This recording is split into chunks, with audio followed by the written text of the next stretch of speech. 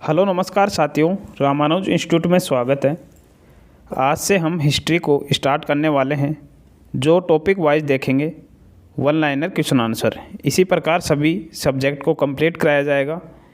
तो सबसे पहले हिस्ट्री को कंप्लीट करेंगे, उसके बाद में अदर सब्जेक्ट को कंप्लीट करेंगे। तो शुरुआत करते हैं आज की क्लास से। भारतीय इतिहास को अध्ययन की दृष्टि से 3 भागों में बांटा गया है: प्राचीन भारत, मध्यकालीन भारत और आधुनिक भारत। आगे है, सर्वप्रथम किस इतिहासकार को इतिहास को 3 भागों में बांटने का श्रेय प्राप्त है? तो किसे हैं? क्रिस्टोफ सेलियर्स को है, जो जर्मन के थे। आज की क्लास का हमारा टॉपिक है प्राचीन भारतीय इतिहास के स्रोत। इससे संबंधित वन लाइनर जो भी आज तक क्वेश्चन पूछे गए हैं वो सभी देखने वाले हैं, जो सभी एग्ज़ाम के लिए काफ़ी इम्पोर्टेंट है। तो शुरुआत करते हैं। इतिहास के तहत अध्ययन किया जाता है, तो किसका अध्ययन किया जाता है? इसके तहत अतीत का अध्ययन किया जाता है। किसने कहा है कि इतिहास अतीत एवं वर्तमान के बीच अंतहीन वार्ता है? तो किसने कहा था? ये E.H. कार ने कहा था। किस इतिहास दर्शन शास्त्र ने कहा था समस्त इतिहास समकालीन इतिहास है? तो यह बेनेडिटो क्रोच ने कहा था, क्रोचे ने। आगे है, किस इतिहासकार ने कहा था कि सच यह है कि इतिहास में अतीत वर्तमान के साथ बदलता है? तो यह ओकशॉट ने कहा था। आगे है, संपूर्ण इतिहास विचारों का इतिहास है, किसने परिभाषित किया था? तो ये कोलिंगवुड ने परिभाषित किया था। नेक्स्ट है, किसने स्पष्टतया कहा है कि इतिहास के समस्त निष्कर्ष युक्ति संगत हैं, साक्ष्यों पर आधारित होते हैं? तो ये किसने कहा था? तो यह थुसिडाइडिस ने कहा था। आगे है, इतिहास के पिता की उपाधि किसे प्राप्त है? तो यह उपाधि हेरोडोटस को प्राप्त है। काफ़ी इम्पोर्टेंट क्वेश्चन है, एग्जाम में पूछते हैं। आगे है, इतिहास अपने को दोहराता है, यह कथन है? तो यह कथन हिगेल का है। नेक्स्ट है, हम इतिहास से यही सीखते हैं कि आदमी इतिहास से कभी कुछ नहीं सीखता, यह किसका कथन है? यह कथन हिगेल का है। आगे है, किसका कथन है समस्त इतिहास से वर्ग संघर्ष का इतिहास है? तो यह कार्ल मार्क्स ने कहा था। इतिहास विगत की राजनीति है, यह उक्ति है? तो यह सीले का उक्ति है। आगे है, इतिहास स्वतः मात्र एक विज्ञान है, इससे कम नहीं और इससे अधिक नहीं, यह कथन है? तो यह कथन बायूरी का है। किसका है? बायूरी का। आगे है, किस इतिहासकार ने कहा था कि इतिहास का महत्व वैज्ञानिक नहीं है? तो यह ट्रेवेलियन ने कहा था। प्राचीन भारतीय इतिहास के अध्ययन के कितने स्रोत हैं? तो इसके 3 स्रोत हैं: पुरातात्विक स्रोत, साहित्यिक स्रोत एवं विदेशियों के वृत्तांत। नेक्स्ट है, प्राचीन भारत के इतिहास जानने के सबसे महत्वपूर्ण स्रोत हैं। तो पुरातात्विक स्रोत हैं। आगे है, पुरातात्विक स्रोत के अंतर्गत सबसे प्रमाणित स्रोत है, तो वो है अभिलेख। अभिलेख कितने प्रकार के हैं? तो अभिलेख 2 प्रकार के होते हैं: सरकारी अभिलेख एवं निजी अभिलेख। आगे है, विश्व के सबसे प्राचीन अभिलेख कहाँ से प्राप्त हुए? तो ये एशिया माइनर के बोगजकोई नामक स्थान से प्राप्त हुए हैं। नेक्स्ट है, सर्वप्रथम भारतवर्ष का जिगर किस अभिलेख में है? तो भारतवर्ष का जिगर किस अभिलेख में है? हाथी गुफा अभिलेख में। काफ़ी इम्पोर्टेंट क्वेश्चन बनता है। आगे है, सर्वप्रथम दुर्भिक्ष का जानकारी देने वाला अभिलेख है, तो कौन सा है? सोहोगोरा अभिलेख। नेक्स्ट है, एशिया माइनर के अभिलेख कब लिखा गया? तो ये 1400 ईसा पूर्व में लिखा गया है। नेक्स्ट है, एशिया माइनर के अभिलेख में किन किन भारतीय देवताओं के नाम मिलते हैं?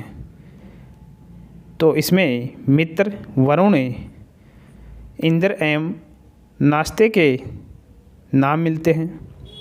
नेक्स्ट है ईरान के सम्राट द्वारा प्रथम के द्वारा पर्सियोपोलिस एवं बेहिस्तून का अभिलेख कब लिखवाया गया? तो 6ठी शताब्दी ईसा पूर्व में लिखवाया गया था। आगे है पर्सिपोलिस एवं बेहिस्तून अभिलेख में भारत के किस प्रांत को जीतने के साक्ष्य मिले? तो सिंध प्रांत को। भारत में सबसे प्राचीन अभिलेख कहाँ से प्राप्त हुए हैं?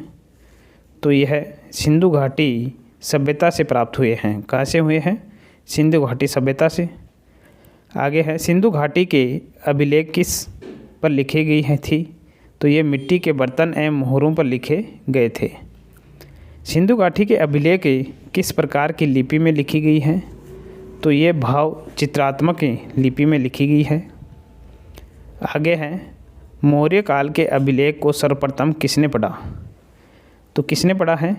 जेम्स प्रिंसेप 1837 में पढ़ा गया था। भारतीय पुरातत्व सर्वेक्षण की स्थापना कब हुई थी? तो 1861 में ईस्वी में हुई थी इसकी स्थापना। भारतीय पुरातत्व का जनक किसे कहा जाता है? तो भारतीय पुरातत्व का जनक अलेक्जेंडर कनिंघम को कहा जाता है। काफ़ी इम्पोर्टेंट क्वेश्चन है। आगे है जेम्स प्रिंसेप किस देश के रहने वाले विद्वान थे? तो ये फ्रांस के रहने वाले विद्वान थे। नेक्स्ट है अशोक ने अपने अभिलेख पर किस किस लिपि का प्रयोग किया है? तो अशोक ने ब्राह्मी लिपि, खरोष्टी लिपि, आर्मेइक लिपि एवं यूनानी लिपि का प्रयोग किया है। आगे है अशोक ने अपने अभिलेख पर किस लिपि का प्रयोग सबसे अधिक किया है? तो सबसे अधिक ब्राह्मी लिपि का प्रयोग किया है। अशोक ने किस अभिलेख पर 2 भाषा का प्रयोग हुआ है? तो अशोक के किस अभिलेख पर 2 भाषा का प्रयोग किया गया है? तो सार-ए-कुना जो कंधार में है इस पे 2 भाषा का प्रयोग किया गया है। अशोक ने अपने किसी अभिलेख पर खरोष्टी लिपि का प्रयोग किया है? तो मनसेहरा एवं शहबाजगढ़ी। नेक्स्ट है मनसेहरा शहबाजगढ़ी कहाँ पर स्थित हैं? तो ये पाकिस्तान में स्थित हैं। अभिलेखों का अध्ययन क्या कहलाता है? तो अभिलेखों का अध्ययन एपिग्राफी कहलाता है। काफ़ी इम्पोर्टेंट है, स्टार लगा लेना। नेक्स्ट क्वेश्चन है भारत के किस अभिलेख पर पहली बार संस्कृत भाषा का प्रयोग किया गया है? तो जूनागढ़ अभिलेख पर प्रयोग किया गया है। आगे है सर्वप्रथम भारत में विशुद्ध संस्कृत भाषा में लंबा अभिलेख किस राजा द्वारा जारी किया गया? तो किस राजा द्वारा जारी किया गया है? शक क्षत्रिय रुद्रदमन द्वारा। आगे है हाथी गुफा अभिलेख का संबंध किस धर्म से है? तो हाथी गुफा अभिलेख का संबंध है जैन धर्म से। ऐहोल अभिलेख से किसकी जानकारी मिलती है? तो ऐहोल अभिलेख से चालुक्य शासक पुलकेशिन द्वितीय एवं हर्षवर्धन का जानकारी मिलती है। नेक्स्ट है ऐहोल अभिलेख को किसने लिखा? तो रवि कीर्ति ने लिखा है इसे। नेक्स्ट है प्रयाग स्तंभ अभिलेख को किसने लिखा है? तो प्रयाग स्तंभ अभिलेख को हरिसेन ने लिखा है। प्रयाग स्तंभ अभिलेख को किस भाषा में लिखा गया है? तो इसे संस्कृत भाषा में लिखा गया है। प्रयाग स्तंभ अभिलेख में किसके विषय में लिखा गया है? तो यह समुद्रगुप्त के विजय के बारे में लिखा गया है। आगे है भारतीय इतिहास में पहली बार सती प्रथा का उल्लेख किस अभिलेख में किया गया है? तो सती प्रथा का उल्लेख ही एरण अभिलेख में किया गया है। एरण अभिलेख को किसने लिखवाया था? तो एरण अभिलेख को गुप्त वंश के शासक भानुगुप्त ने लिखवाया था।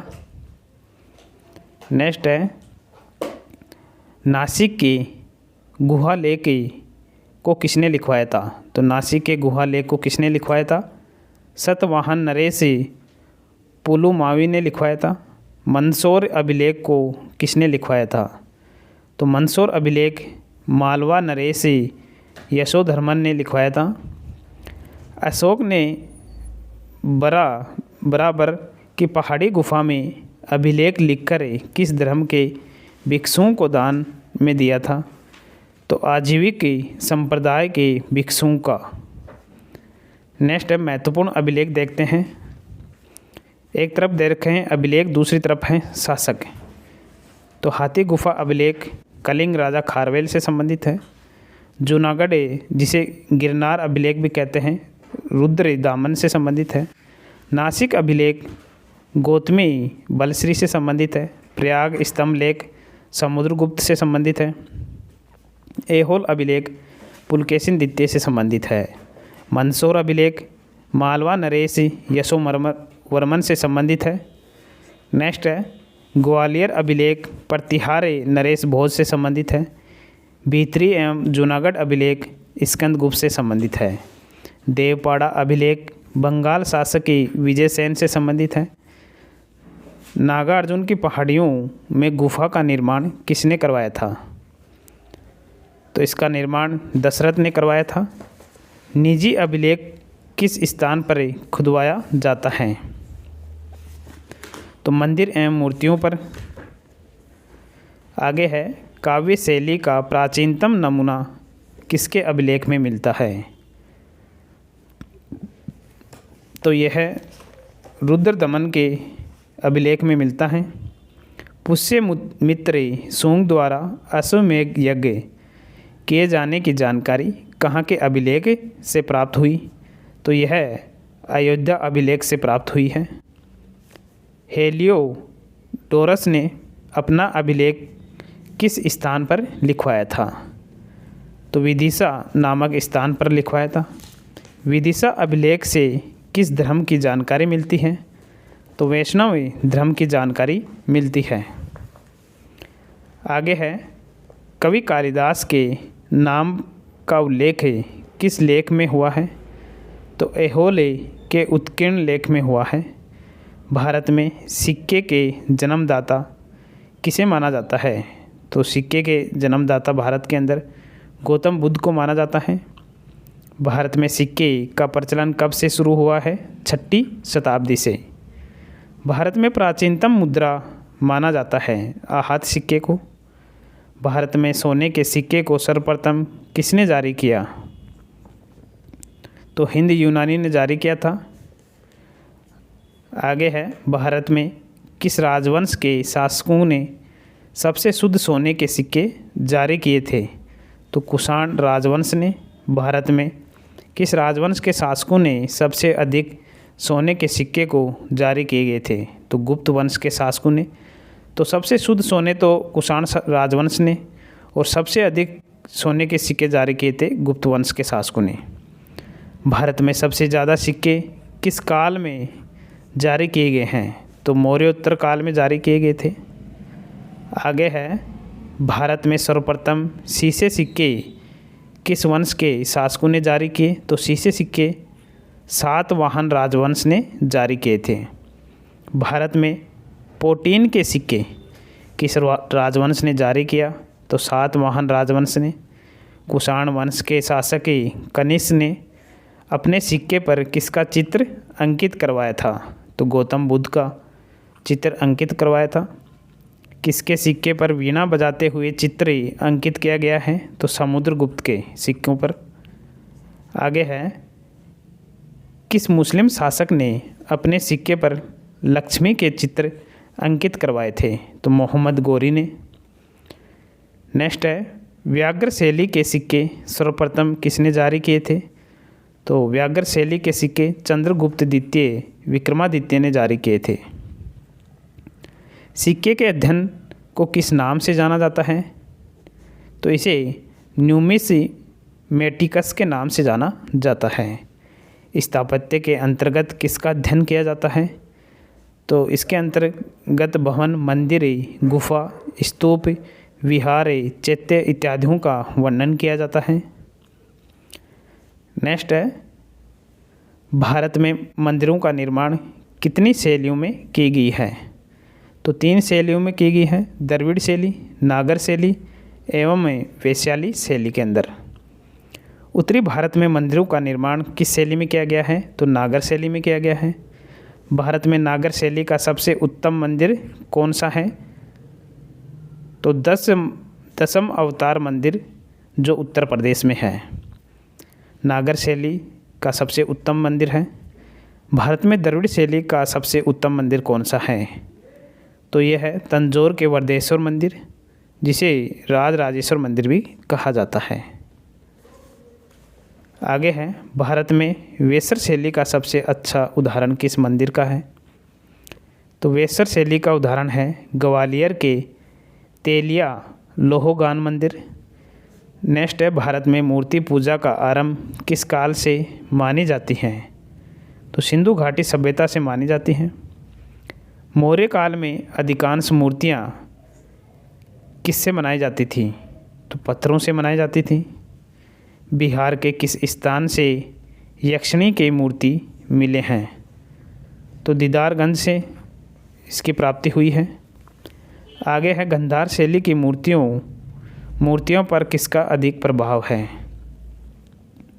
तो यूनानी कलाकारों का अधिक प्रभाव है। आगे है, गंधार कला की मूर्तियों पर किस यूनानी देवता का प्रभाव है? तो अपोलो देवता का प्रभाव है। मथुरा कला के मूर्तियों पर अधिक प्रभाव है भारतीय कलाकारों का। मथुरा कला की मूर्तियों पर किसकी विशेषता है? तो इस पर आध्यात्मिकता का विशेषता है। मथुरा कला में गौतम बुद्ध को किस रूप में दिखाया गया है? तो शांत मुद्रा में तपस्या करते हुए। अजंता की गुफाओं का चित्र का संबंध किस धर्म से है? तो बौद्ध धर्म से है। आगे है, एलोरा की गुफा में किस धर्म के चित्र मिलते हैं? तो एलोरा की गुफा के अंदर जैन धर्म, बौद्ध धर्म एवं ब्राह्मण धर्म का चित्र मिलता है। प्राग ऐतिहासिक काल के इतिहास की जानकारी किस तरह से होती है? उत्खनन से प्राप्त वस्तुओं से। किस महाद्वीप को मानव जाति का पालना कहा जाता है? तो मानव जाति का पालना किस महाद्वीप को कहा जाता है? अफ्रीका महाद्वीप को। नेक्स्ट है, किसे मानव का आदि पूर्वज माना जाता है? तो ऑस्ट्रेलोपिथेकस को माना जाता है। किसे मानव माता कहा जाता है? तो लूसी को कहा जाता है। नेक्स्ट है, भारत के किस क्षेत्र से सर्वप्रथम मनुष्य संबंधी पुरातात्विक प्रमाण मिले? तो नर्मदा घाटी से। होमो इरेक्टस का एक कपाल किस स्थल से प्राप्त हुआ था? तो नर्मदा घाटी के हथनोरा से प्राप्त हुआ था। नेक्स्ट है, किसे प्राचीनतम द्विपद मानव कहा जाता है? तो पिथेकथ्रोपस को कहा जाता है। मृतकों का अंतिम संस्कार करने वाला प्रथम मानव किसे माना जाता है? तो निएंडरथाल को माना जाता है। प्रारंभिक पूर्ण मानव को किस नाम से जाना जाता था? तो क्रो मैग्नन के नाम से जाना जाता था। आधुनिक मानव को वैज्ञानिक भाषा में कहा जाता है तो होमो सेपियंस कहा जाता है। भारत में प्राग ऐतिहासिक पुरातत्व का जनक किसे माना जाता है? तो प्राग ऐतिहासिक पुरातत्व के जनक रॉबर्ट ब्रूस फूड को माना जाता है। आगे है, भारत में प्राग ऐतिहासिक मानव का प्राचीनतम जीवाश्म किस स्थल पर मिला है? हथनोरा से मिला है। किस प्राग ऐतिहासिक पुरा स्थल से शुतुरमुर्ग के अंडे कवक मिले हैं? तो पटने में मिले हैं। भारत में कौन सा स्थल प्राग ऐतिहासिक चित्रकला के लिए प्रसिद्ध है? तो भीमबेटका है। प्राग ऐतिहासिक काल का कौन सा स्थल ताम्रवती के नाम से प्रसिद्ध है? तो अहाड़ प्रसिद्ध है ताम्रवती के नाम से। कौन सा प्राग ऐतिहासिक स्थल मालवा संस्कृति का प्रारूप स्थल है? तो नवदा टोली जो मध्य प्रदेश में है। बनास संस्कृति किस संस्कृति का दूसरा नाम है? तो आहड़ संस्कृति का दूसरा नाम है बनास संस्कृति। काफ़ी इम्पोर्टेंट है। भारत में मिट्टी के बर्तन का निर्माण सबसे पहले कब हुई? तो नवपाषाण काल में। भारत में पहली बार चित्रित दूसर मर्दभांड का प्रयोग कब की गई? तो ताम्रपाषाण काल में। आगे है, किसने आग की खोज करने का श्रेय दिया जाता है? तो होमो इरेक्टस को दिया जाता है। आग का आविष्कार किस काल में हुआ है? पुरापाषाण काल में। मानव के द्वारा आग का प्रयोग पहली बार किस काल में किया गया है? नवपाषाण काल के अंदर। तो आग का आविष्कार तो पुरापाषाण काल में हुआ था और इसका प्रयोग नवपाषाण काल में किया गया था। आगे है, पुरापाषाण काल के लोग कहाँ पर रहते थे? तो पर्वत की गुफा में। पुरापाषाण काल के लोग क्या भोजन करते थे? शिकार, जो जंगली जानवरों को मारकर। नेक्स्ट है, पुरापाषाण काल के लोग किस प्रकार के वस्त्र का प्रयोग करते थे? वस्त्र नहीं पहनते थे। पुरापाषाण काल में सबसे ज़्यादा उपकरण कहाँ से प्राप्त हुई है? सोहन नदी की घाटी से। सोहन संस्कृति किस संस्कृति का दूसरा नाम है? तो पुरापाषाण संस्कृति का दूसरा नाम है सोहन संस्कृति। सोहन नदी किस देश में है? तो ये पाकिस्तान में है। नेक्स्ट है, मानव द्वारा सर्वप्रथम किस उपकरण का प्रयोग किया गया? पत्थर के बने कुल्हाड़ी का प्रयोग किया गया था। पृथ्वी पर सबसे पहले मानव का जन्म कहाँ पर हुआ है? लगभग 26 लाख ईसा पूर्व में अफ्रीका महाद्वीप पर। आगे है, भारत में मनुष्य का जन्म सबसे पहले कहाँ पर हुआ था? 14 लाख ईसा पूर्व में महाराष्ट्र के बोरी नामक स्थान में। पृथ्वी पर पहले जिस मानव का जन्म हुआ उसे किस नाम से जाना जाता है? उसे होमोनिडस कहा जाता है। आगे है, किस स्थल पर प्रथम भारतीय पुरापाषाण कलाकृति की खोज हुई थी? तो पलवरम के अंदर। पुरापाषाण कालीन मानव का जीवन पूर्णतया था प्राकृतिक। पूर्वपाषाण कालीन मानव का मुख्य धंधा था शिकार खेलना। भारत में पूर्व प्रस्तर युग में अधिकांशतः औजार बने थे स्फटिक के। आगे है, उच्च पुरापाषाण कालीन हड्डी की बनी मातृ देवी की प्रतिमा कहाँ से प्राप्त हुई? तो बेलन घाटी से, जो उत्तर प्रदेश में है। उच्च पुरापाषाण कालीन संस्कृति को कहा जाता है फलक संस्कृति। सिंहावल एक पुरा स्थल है निम्न पूर्वपाषाण संस्कृति का। संगाओ गुफा पुरा स्थल किस काल का है? तो मध्य पुरापाषाण काल का।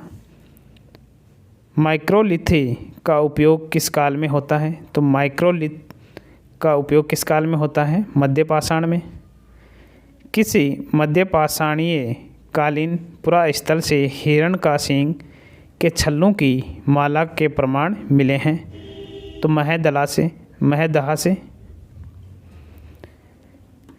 किस मध्य पाषाणीय स्थल से हड्डी के बने आभूषण प्राप्त हुए हैं? बागोर से। किस काल के लोग मृतकों के अंत्येष्टि संस्कार से पहली बार परिचित हुई? मध्य पाषाण काल। भारत में मानव कंकाल के प्रमाण किस काल से मिलने शुरू हो जाते हैं? मध्य पाषाण काल से। किस प्रदेश से मिले मध्य पाषाणी के पुरा स्थलों को टेरी स्थल कहा जाता है? तमिलनाडु प्रदेश से। मध्य पाषाण काल का काल निर्धारण कब से कब तक किया गया है?